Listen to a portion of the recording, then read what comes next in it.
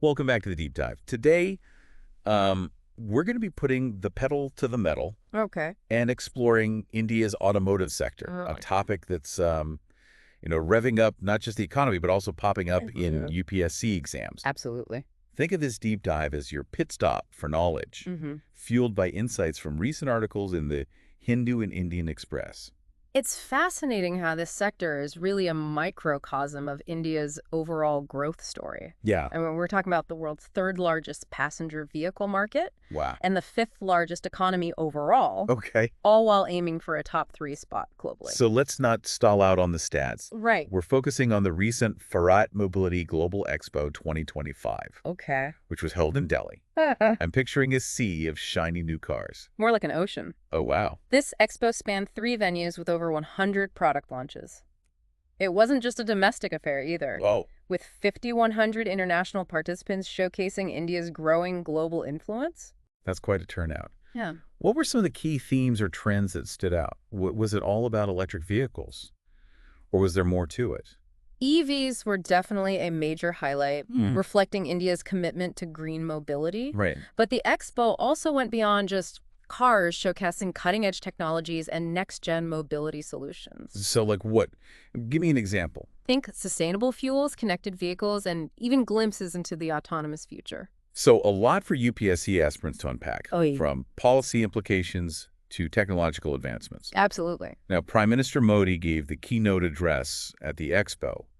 I'm curious, what was his message, especially regarding the industry's role in India's future? PM Modi was incredibly optimistic, Oh, underlining the automotive industry as a driving force behind India's economic growth. mhm. He laid out his vision for the sector with something he called the 7 Cs of mobility. 7 Cs. Oh, sounds like a framework UPSC examiners would Mm. love. Could you break those down for our listeners?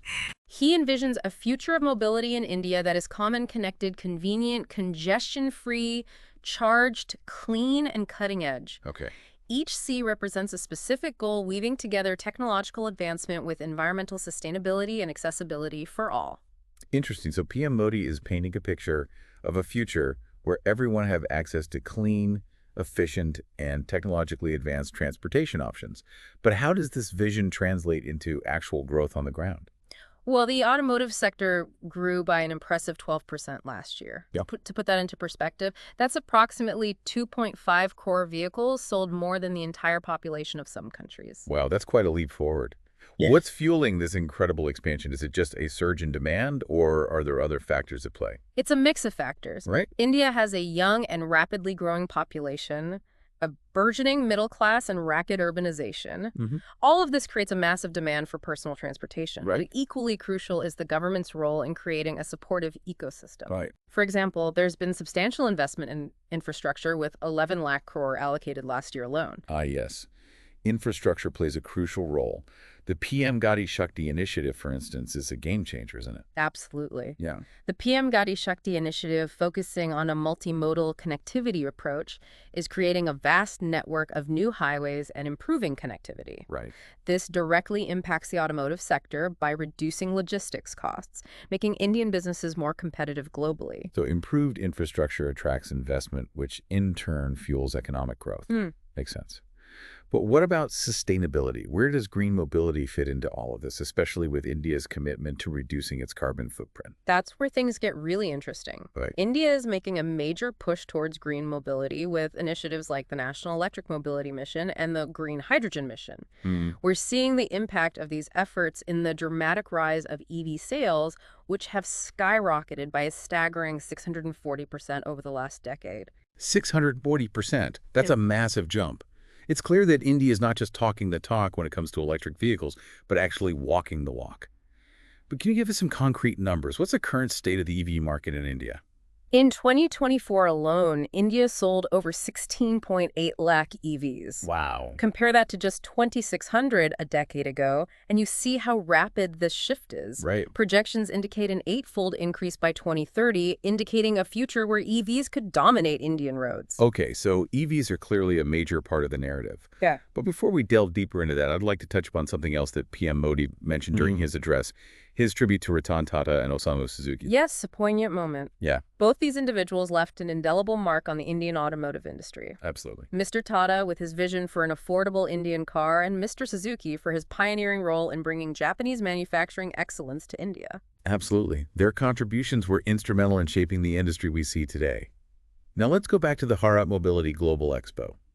You mentioned it was a showcase of India's progress. Yeah. Can you paint a more vivid picture of the event for our listeners? Picture this. 3 massive venues buzzing with activity. Okay. Cutting-edge car designs, futuristic technologies, and representatives from every corner of the automotive world. Yeah. It was truly a spectacle and a testament to India's arrival on the global automotive stage. Sounds impressive. Hmm. So beyond EVs, what were some of the other key areas of focus at the expo? What message was India sending to the world? The expo highlighted sustainable technologies across the board. Okay. Think biofuels, hydrogen fuel cells, and even advancements in lightweight materials to improve fuel efficiency. The message was clear. India is not content with being just a manufacturing hub. It's aiming to become a global leader in innovation and sustainable mobility solutions. That's quite an ambition. And speaking of ambition, what do you think are the primary forces driving this automotive boom in India? Is it purely demographics, or are there other elements contributing to this growth story? While a young population and a growing middle class certainly fuel demand, Yeah. we can't discount the role of government policies. Correct. Initiatives like the Production-Linked Incentive (PLI) scheme have been instrumental in boosting domestic manufacturing and attracting foreign investment. Right. The PLI scheme for our listeners preparing for UPSC offers incentives to manufacturers to boost production within India. So how has the PLI scheme impacted the automotive sector? What kind of results are we seeing?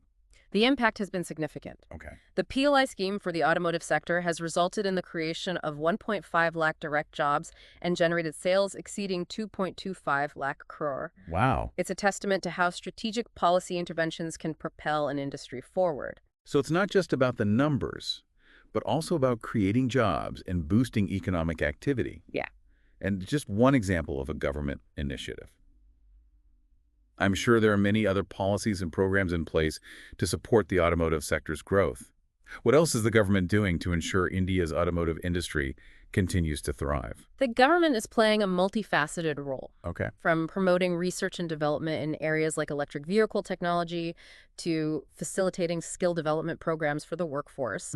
There's a concerted effort to build a robust and future-ready automotive ecosystem. Okay. This includes promoting domestic manufacturing through initiatives like Make in India and fostering a favorable environment for foreign investments. And speaking of the future, what does the road ahead look like for India's automotive industry? Are we looking at continued growth and innovation, or are there potential roadblocks we need to be aware of? The outlook is definitely optimistic. India's innovation-driven ecosystem, robust domestic demand, and increasing investments in technology and skill development all point towards continued growth and success in the automotive sector. However, challenges remain, such as the need to further develop charging infrastructure for EVs and ensuring affordability and accessibility of newer technologies for all segments of the population. Right, those are crucial points to consider.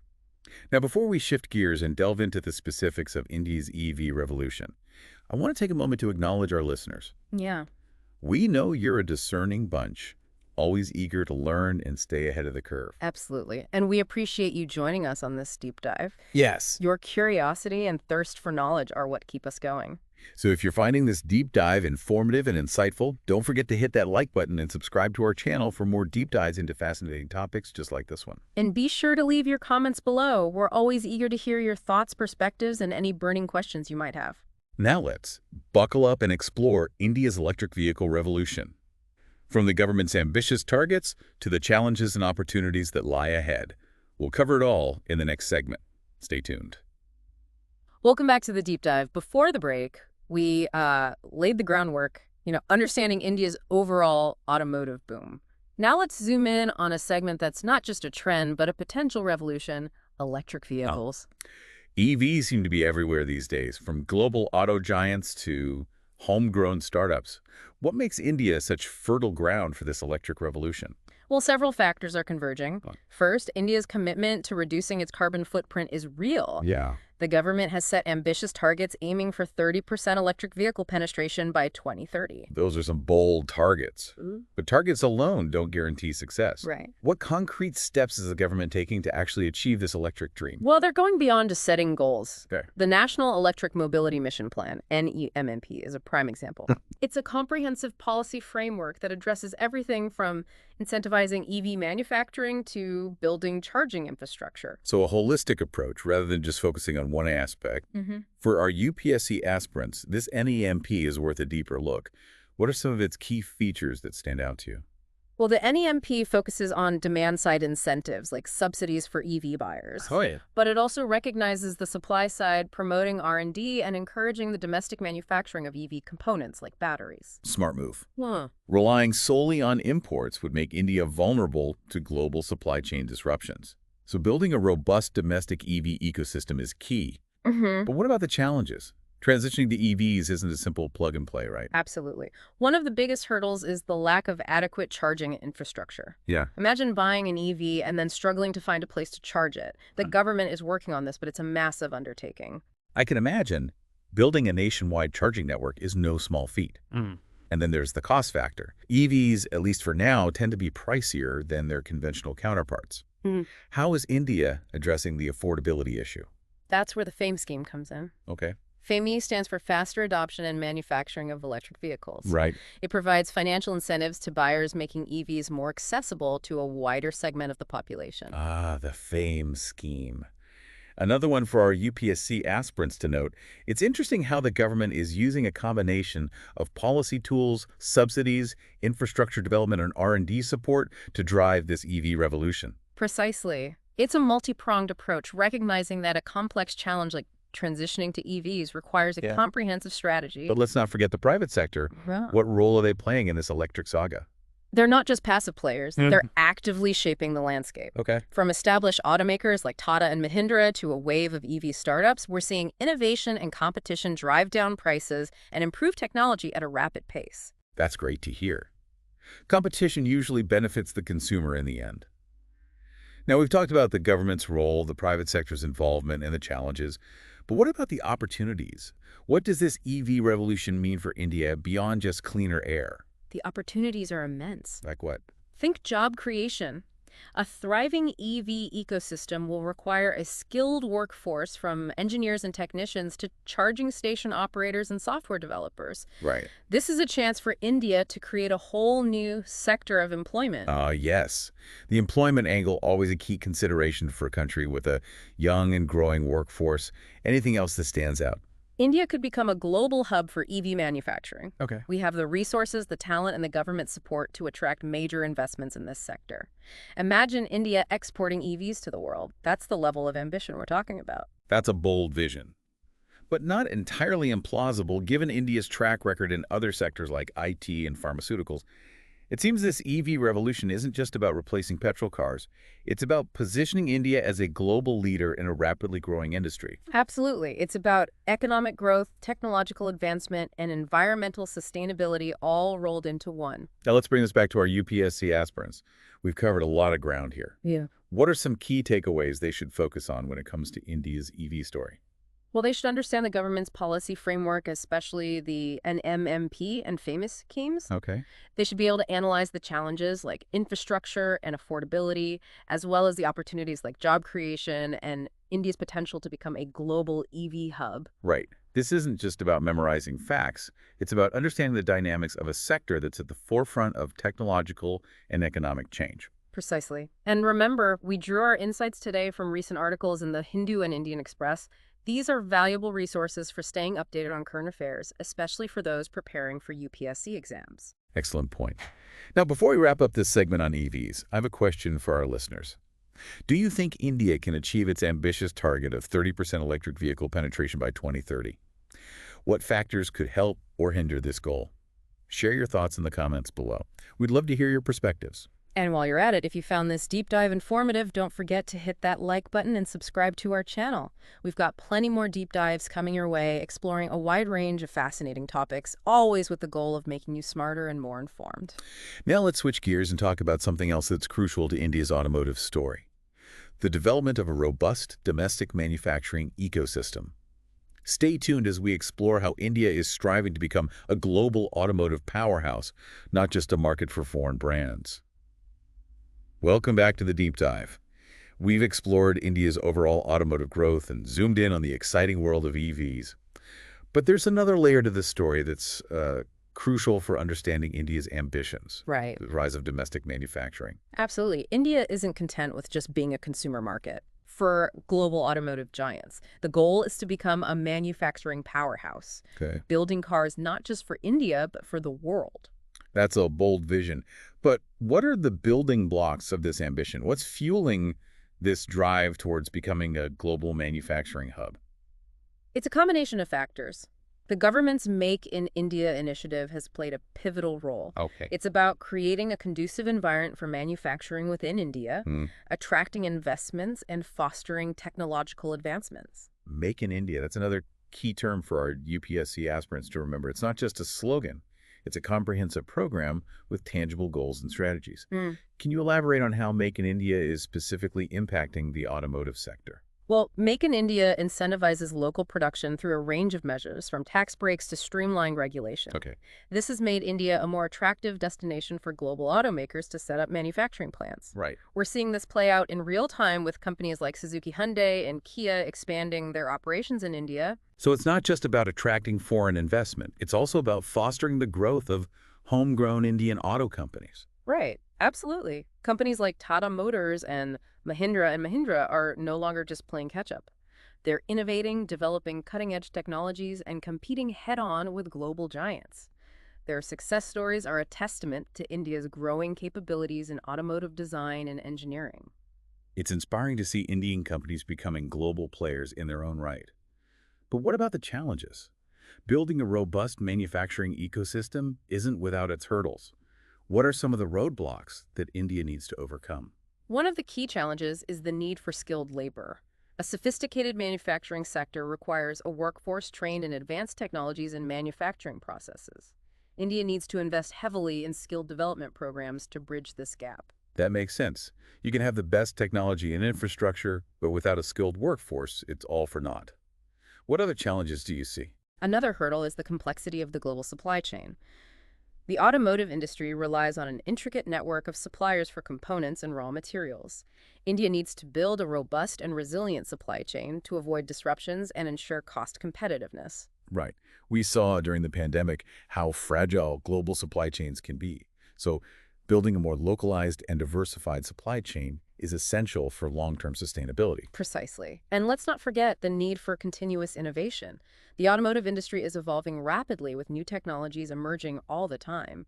India needs to stay ahead of the curve, invest in research and development, and foster a culture of innovation to remain competitive on the global stage. So it's not just about building cars, it's about building an entire ecosystem that supports innovation, skill development, and a resilient supply chain. Now let's bring it back to our listeners. Why should they care about India's rise as an automotive manufacturing hub? What's the bigger picture here? It's about more than just cars rolling off assembly lines. It's about economic growth, job creation, technological advancement, and ultimately enhancing India's global standing. A thriving manufacturing sector has a ripple effect across the entire economy, boosting other industries and improving the lives of millions. Yeah, it's about national pride, too. Seeing Indian companies design and build world-class vehicles is a testament to India's ingenuity and its growing capabilities. Absolutely. And for our UPSC aspirants, understanding the dynamics of this sector, from government policies to the challenges and opportunities, is crucial. It's a microcosm of India's economic journey, its aspirations, and its place in the global landscape. Well said. So as we wrap up this deep dive into India's automotive revolution, we encourage you to delve deeper into the topics we've discussed. Read those articles in the Hindu and Indian Express, explore government initiatives like Make in India, and research the companies shaping this dynamic landscape. And if you found this deep dive valuable, don't forget to hit that like button, subscribe to our channel for more insightful episodes, and share your thoughts and questions in the comments below. Until next time, keep learning, keep exploring, and keep diving deep into the world of knowledge. We'll be back soon with another fascinating topic, ready to fuel your curiosity and expand your understanding of the world around us.